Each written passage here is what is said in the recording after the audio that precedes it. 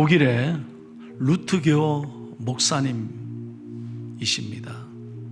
이름이 벤자민 슈몰크라고 하는 목사님인데, 그분이 1704년에 사모님과 함께 성도들 가정에 신방을 갔습니다. 하루 종일 신방하고 돌아오는데 집 가까이에서 보니까 불이 나 있는 거예요. 누구 집인가 했더니 자기 집이야. 목사님 사택이 불이 확 나가지고 집이 한순간에 완전히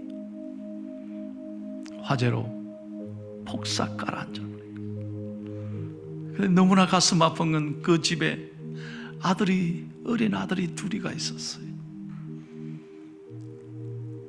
한순간에 두 아들을 다 잃어버렸어. 목사님 사모님이 통곡하며 주저앉아서, 하나님, 도대체 하나님이 어디 계십니까?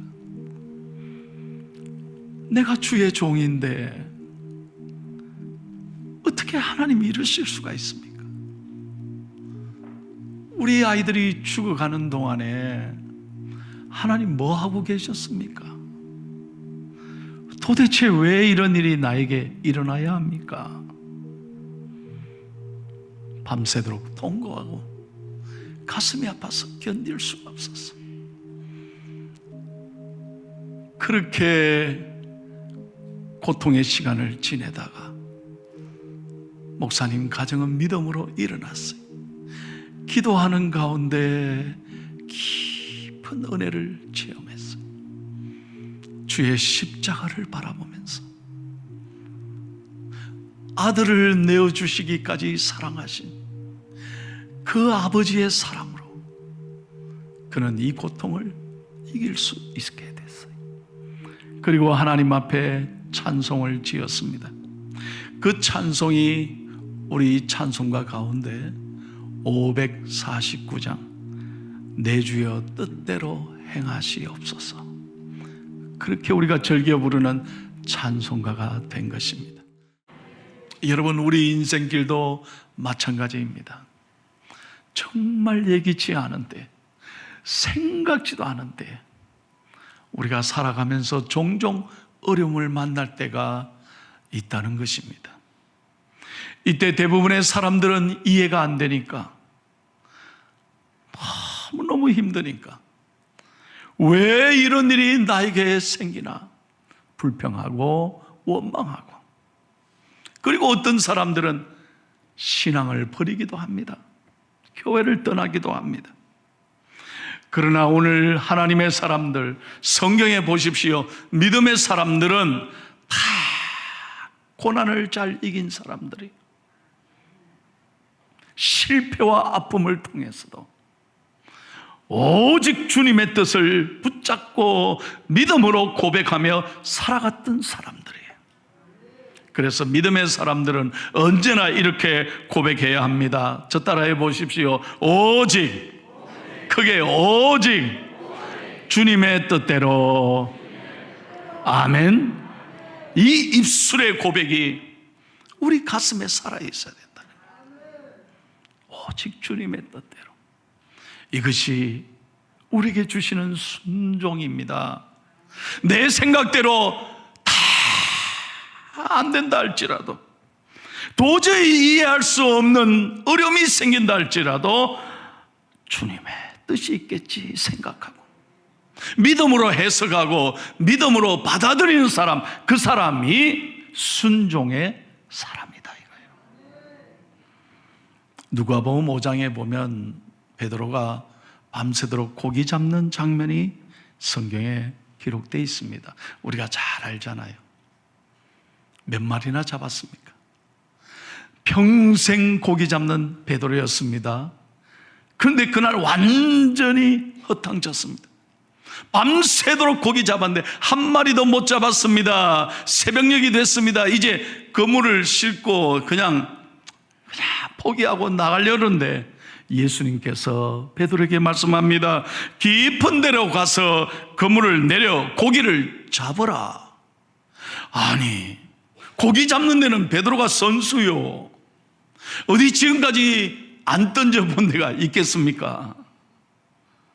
아니, 예수님은 목수의 아들이고 나는 고기 잡는 전문가인데 예수님이 뭘 안다고 위로는 못할 망정 참 쓸데없이 또 던지라네. 여러분, 이게 이해가 됩니까? 그런데 베드로가 어떻게 했습니까? 지금은 고기가 잡히지 않는 새벽 시간입니다. 베드로의 경험으로는 도저히 이거는 안 되는 시간입니다. 그럼에도 불구하고 베드로가 주의 말씀에 의지하여 내 생각으로는 아니지만 주님이 말씀하시니 순종해서 던지겠습니다. 그래서 어떻게 됐습니까?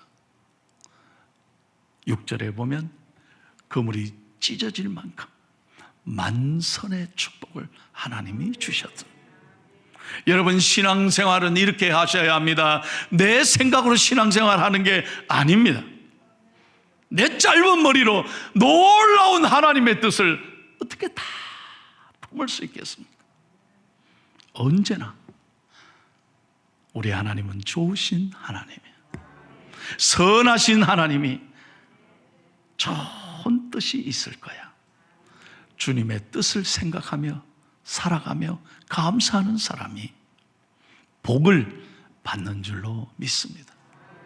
제가 목회하면서 잊을 수 없는 젊은 부부가 있었습니다. 이 부부가 얼마나 간절히 기도했는지, 그래서 제가 축복 기도를 많이 했습니다.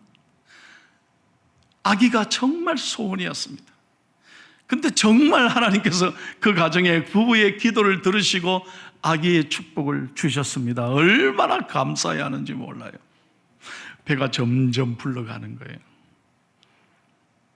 드디어 출산날이 다가왔습니다. 부부가 병원에 갔습니다. 얼마나 기도하고 기대하고 기다렸겠습니까? 그런데 아기가 나왔는데 보니까 아기가 건강하지 못한 아기였습니다. 충격이었습니다. 기형아였습니다. 남편이 그 아기를 본 순간 얼마나 놀랐을까요? 말이 나오지를 않았습니다. 왜 하나님이 나에게 이런 어려움을 주시나 이 말이에요. 24시간 하루 종일 아내에게 아무 말도 못했습니다. 밤새 잠을 못 자고 눈물만 나왔습니다. 아침 일찍 병원에 찾아갔습니다. 아내가 묻는 거예요. 여보, 우리 아기 보고 싶어. 어떻게 됐어? 건강하지? 남편이 울면서 아내에게 천천히 설명을 해줍니다. 아내가 듣고 아무 말을 안 하더래.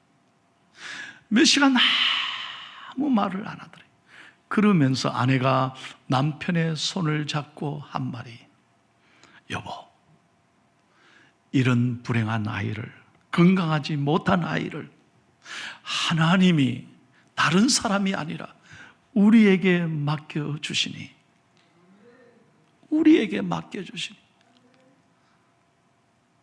이건 하나님의 선물이 아니겠습니까?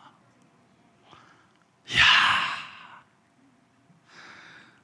저는 그 얘기 듣고 얼마나 울고 감사했는지 몰라요. 이게 순종의 사람이거든. 하나님이 기뻐하는 사람이에요. 바로 이런 사람 아니겠나? 여러분, 때때로 우리가 오늘 예배전 영상대로 정말 광야를 만날 때가 있습니다. 아무도 없는 것 같이, 홀로 내버려진 것 같이 외로운 인생의 광야를 지나가는 사람이 있습니다. 아니, 오늘 그런 심정으로 하나님 앞에 나오신 분이 여기 계실지 모르겠습니다. 그 순간에도 우리는 오직 주님 뜻대로, 이 믿음의 고백을 하며 살아가야 될 줄로 믿습니다. 오늘 한나의 기도입니다. 한나가 평생을 기도하고 하나님이 주신 사무엘을 하나님께 드리면서 바치며 감사하며 찬양하며 기도했던 내용이 오늘 본문의 내용입니다. 왜 우리가 주님 뜻대로 살아야 되는지 분명하게 한나는 이렇게 고백합니다. 세 가지 이유가 있습니다. 왜 언제나 주님 뜻대로라고 고백하며 살아야 될까요? 첫째로 다 같이 읽겠습니다. 이유가 여기 있습니다. 시작. 죽이기도 하시고 살리기도 하시는 하나님이시기 때문입니다. 예. 죽이기도 하시고 살리기도 하시는 하나님, 모든 생사 여부가 하나님의 손에 있다는 것입니다. 모든 주권이 하나님의 것입니다.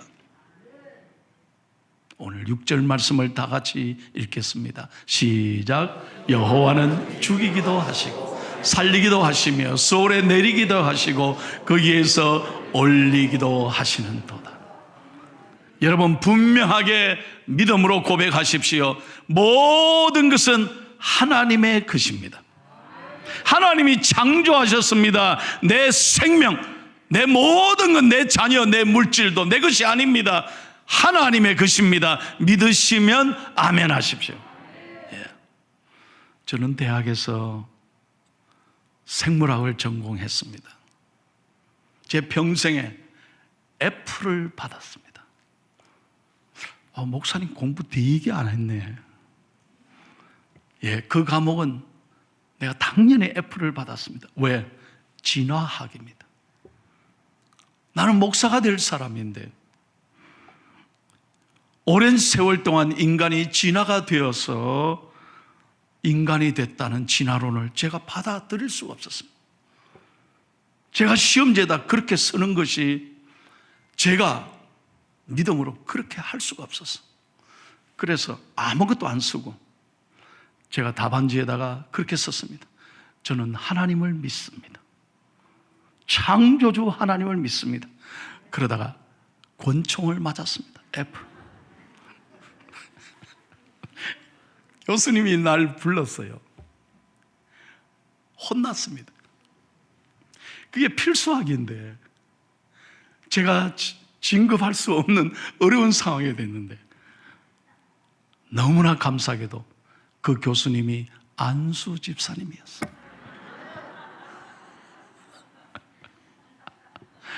그래서 다시 한번 기회를 준다.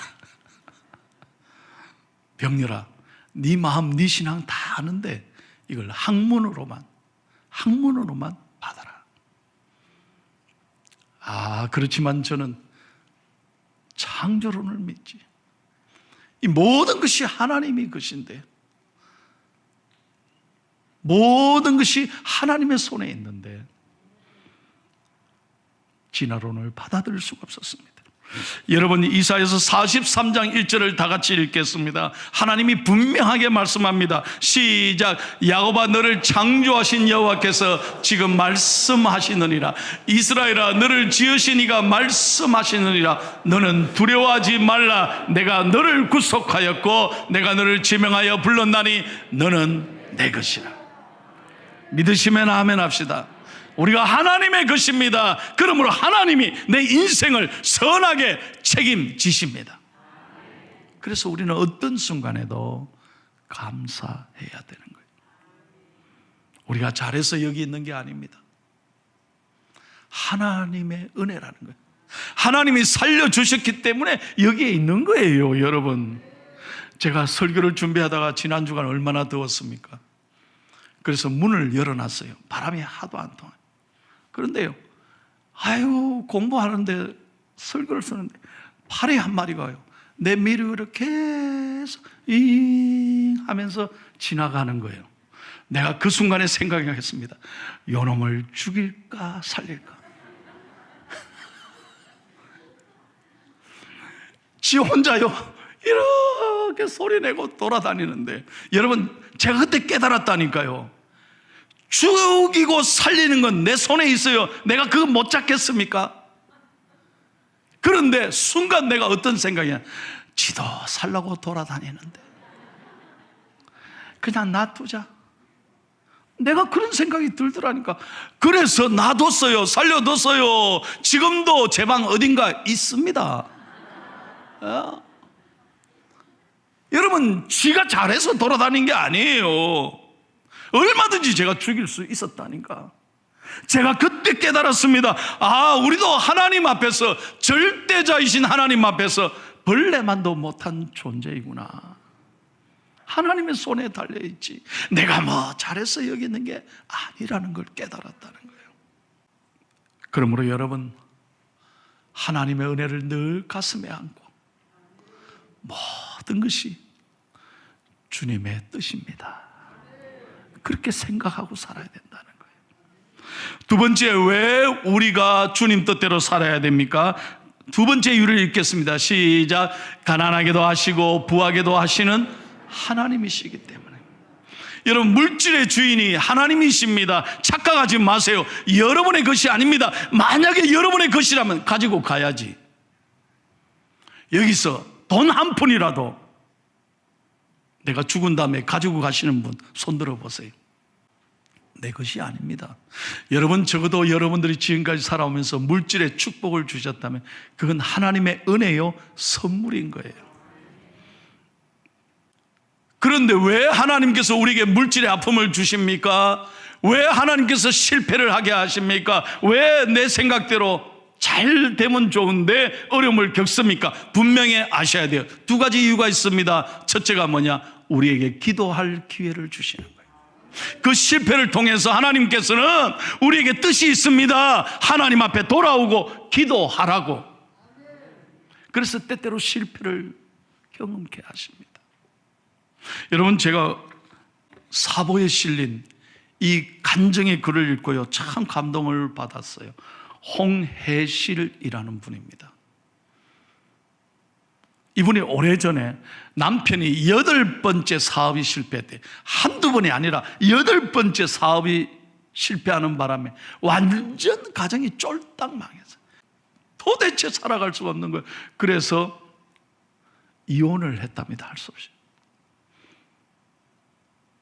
이혼을 하고, 이 부인이 애들과 살아가야 되는데, 원래 교회 다니는 분이니까 하나님 앞에 깨어 기도하는데, 하나님께서 그때부터 기도하는데 회개할 제목을 주시더래요. 잘못한 게 생각이 나더래요.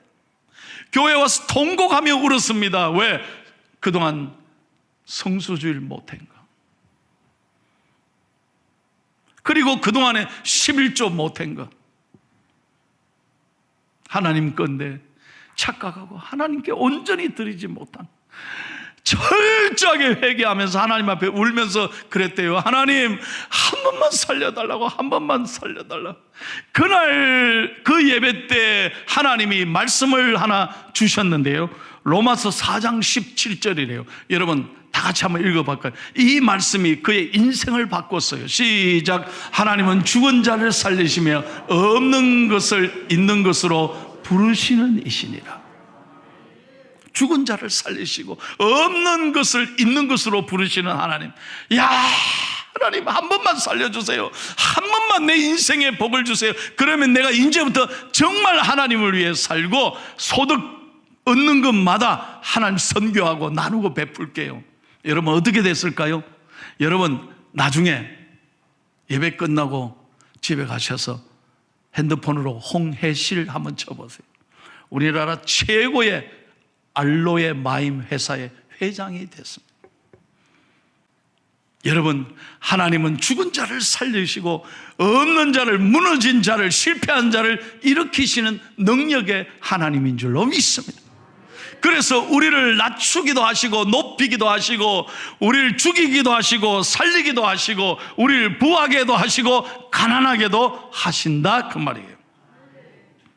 여러분, 하나님께서 여러분에게 광야길을 지나면서 고통을 겪으면서 하나님께서 기회를 주시는 겁니다. 하나님께로 돌아오라고, 기도하라고 기회를 주시는 거예요.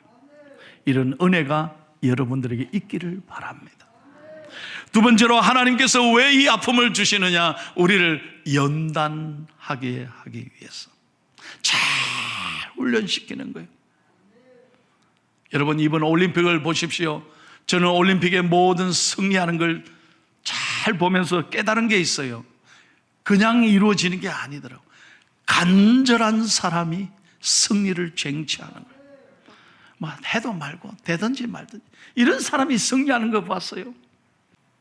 그래서 히브리서 12장 8절을 읽겠습니다. 다 같이요. 시작. 징계는 다 받는 것이거늘 너에게 없으면 사생자요 친아들이 아니니라. 예. 하나님이 사랑하는 자녀이기 때문에 훈련시키고 연단시킨다 이 말이에요. 독수리가 자기 새끼들을 얼마나 강하게 훈련시킵니까? 그래야 독수리가 되는 거예요. 마찬가지로 하나님이 여러분을 사랑하는 여러분의 자녀들이기 때문에 여러분을 훈련시키고 때때로 고통을 허락하시는 거예요. 그걸 깨닫고 감사해야 돼요. 그래서 로마서 5장 4절을 다 같이 읽겠습니다. 시작. 인내는 연단은 소망을 이루는 줄 알미니라. 여기 연단이란 말 헬라어로 도키메라는 말인데 그 뜻은 신임하기 위하여 시련을 준다는 말이에요. 그래서 이 시련을 통해서 우리는 인정받는 거예요. 여러분들이 이 시련을 잘 훈련받아서 하나님 앞에 인정받는 믿음의 사람들이 다 되기를 예수님의 이름으로 축원합니다. 마지막 세 번째 이유입니다. 왜 우리가 주님의 뜻대로 살아야 합니까? 마지막으로 읽고 마칩니다. 시작. 낮추기도 하시고 높이기도 하시는 하나님이시기 때문에. 성경에 잘 보세요. 높이기도 하고 낮추기도가 아닙니다. 낮추기도 하고 높이기도 하신다. 7절을 다시 한번 보십시오. 한 번만 읽겠습니다. 시작. 여호와는 가난하게도 하시고 부하게도 하시며 낮추기도 하시고 높이기도 하시는다. 때때로 우리 인생에 내리막길이 있습니다. 나를 그렇게 철저하게 무너지게 할 때가 있어요. 나를 너무나 힘들게 낮아지게 할 때가 있어요. 그러나 여러분 그 과정을 잘 견디고 인내하고 훈련받고 믿음으로 이겨면 하나님이 여러분의 인생을 높여주신다. 한나는 그렇게 낮아지고 그렇게 통곡하는 시간이 있었기에 사무엘이라는 귀한 아들을 얻었잖아요. 우리는 한평생 살아갈 때 좋은 일만 있는 게 아닙니다. 뜻하지 않게 어려움을 당할 때가 있습니다. 무너질 때가 있습니다. 낮아질 때가 있습니다. 그러나 하나님은 반드시 다시 높이시는 하나님이시다. 이걸 믿고 믿음으로 살아야 된다. 여러분, 베들레헴에 들판에서 양치기 하던 아무도 알아주지 않던 목동 다윗을 하나님은 부르셔서 이스라엘의 통치자로 높여주셨잖아요. 하나님은 갈릴리 어부였던 무식한 베드로를 하나님께서 부르셔서 위대한 사도로 하나님이 높여주셨잖아요. 마찬가지로 여러분 한번 생각해 보세요. 저와 여러분이 영원히 죽을 수밖에 없는, 영원히 지옥불에 떨어질 수밖에 없는 죄인인데도 하나님 부르셔서 하나님의 자녀로 삼아주시고 하늘의 시민권자로 하나님이 우리를 선택하시고 오늘 죽어도 천국 가는 자녀의 축복을 주셨잖아요. 감사하지 않습니까? 이 행복을 여러분 노래하면서 때때로 내 생각과 달리 어려움을 겪을 때가 있지만, 고통을 겪을 때가 있지만 오늘 한나의 기도가 여러분의 기도가 되기를 축복합니다. 언제나 주님 뜻대로. 한번 따라 합시다. 언제나 주님 뜻대로. 그렇게 믿음의 고백으로 감사하며 인내하며 여러분의 아픔까지도 잘 견디면서 이 시험 과정을 잘 통과해서 하나님 앞에 축복받는 믿음의 사람들 다 되시기를 예수님의 이름으로 축원합니다.